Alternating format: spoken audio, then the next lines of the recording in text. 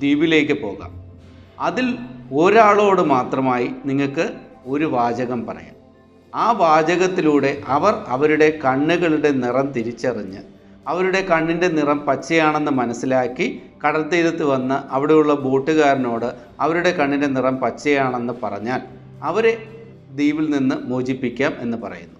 പക്ഷേ നിങ്ങളൊരു ഗ്രൂപ്പിനോട് ഒരിക്കലും മൊത്തത്തിൽ നിങ്ങളുടെ എല്ലാവരുടെയും കണ്ണിൻ്റെ നിറം പച്ചയാണ് എന്ന് പറയാൻ പാടില്ല.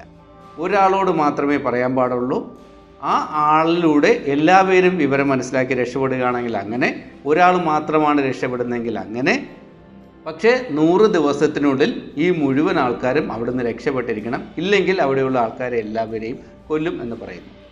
ഈ സൈനികൻ ദ്വീപിലേക്ക് ചെല്ലുകയും ആ ദ്വീപിലെ ആൾക്കാരെയൊക്കെ കാണുകയും ആൾക്കാരോട് അയാൾ ഒരു വാചകം പറയുകയും ചെയ്തു: നിങ്ങളിൽ ഒരാളുടെ കണ്ണുകളുടെ നിറം പച്ചയാണ്.